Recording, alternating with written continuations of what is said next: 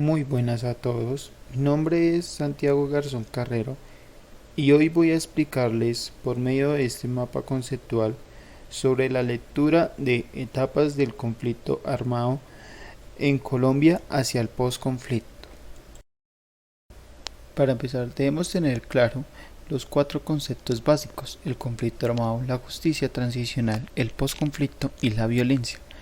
El conflicto armado es el conflicto colombiano que ha desencadenado violencia directa con graves violaciones de los derechos humanos, que ha sido uno de los más largos de la historia, en el que se ha pasado por distintos niveles y ha dejado a su paso un sinnúmero de víctimas y secuelas irreparables. La justicia transicional es el conjunto de mecanismos y herramientas que permiten hacer frente a una historia de violencia, que ayudan a garantizar la verdad, justicia, reparación y no repetición. Se aplican en momentos de transición política, de una situación de dictadura hacia la democracia o una guerra civil hacia la paz. El posconflicto es el que quiere dar inicio a la búsqueda de la verdadera paz duradera y estable. Más que todo, el fortalecimiento y la solidificación de la paz. Una vez el conflicto termina, tiene como reto evitar una recaída del conflicto. Y por último, la violencia, que ésta tiene tres tipos: la violencia directa, estructural y cultural. La violencia directa es la que manifiesta de manera evidente, ya sea de forma física, verbal o psicológica.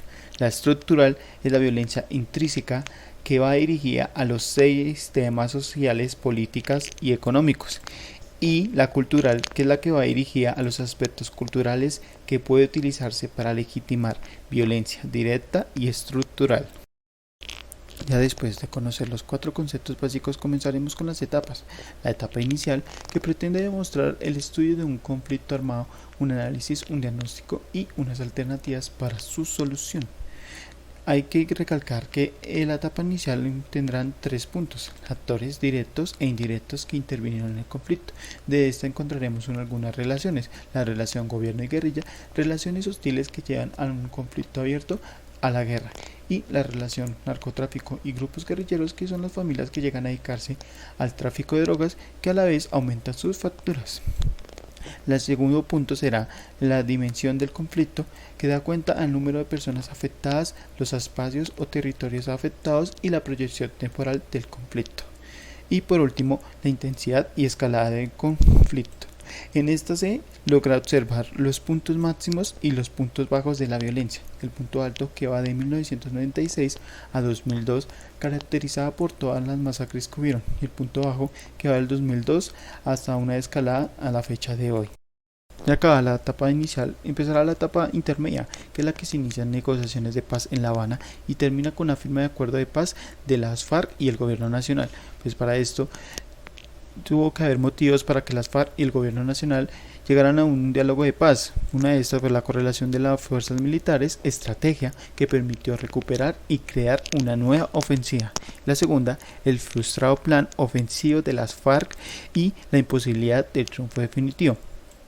En esta etapa intermedia se establecieron 6 aspectos en común, los cuales están plasmados en el Acuerdo General para la terminación del conflicto y construcción.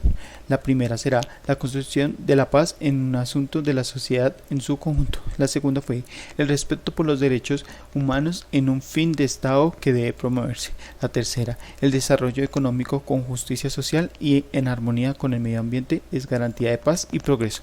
Cuarta, el desarrollo social con equidad y bienestar, incluyendo las grandes mayorías, permite crecer como país. Quinta, una Colombia en paz desempeñará un papel activo y soberano a la paz y el desarrollo regional y mundial. Y sexta, es importante ampliar la democracia como condición para lograr bases sólidas de la paz. Ya para terminar, tenemos la etapa final, que es la etapa del posconflicto más larga, costosa y compleja y con muchos retos. Pues uno de los retos es que impone la construcción de un modelo de justicia transicional, y el otro reto es existente para lograr la transformación del conflicto y la reconciliación nacional. Para la etapa final es necesario que sea exitosa pensar en un modelo adecuado de justicia transicional para el país. teniendo en cuenta que no existe una fórmula universal para la construcción de un marco de justicia transicional. Su éxito depende de diversas características y circunstancias. Un modelo óptimo sería el que combine tanto los perdones responsabilizantes y el modelo de transiciones democráticamente legítimas. Que en estos un objetivo sería lograr un equilibrio entre las exigencias de justicia y perdón que haga posible la transición y la reconciliación. Para esto garantizar la participación activa de la sociedad civil en general y de las víctimas. Ya vendríamos con las características básicas que en esta se ve el establecimiento de una comisión de la verdad, la exigencia de la confesión total de los crímenes atroces, la previsión de ciertas reapariciones y el otorgamiento de perdones individuales y condiciones para algunos crímenes, que llega al alcance de la transición a través de negociaciones de paz entre actores armados. Pues cabe recalcar que en la etapa final, las víctimas en Colombia tienen el derecho inalienable de recordar y el de saber verdaderamente lo que sucedió. Después de firmado el acuerdo, se trabaja primero en el triángulo del conflicto que logre la superación de la violencia directa, estructural y cultural en Colombia, y en segundo, sobre el triángulo del conflicto que implica las 3R: reconstrucción, reconciliación y resolución.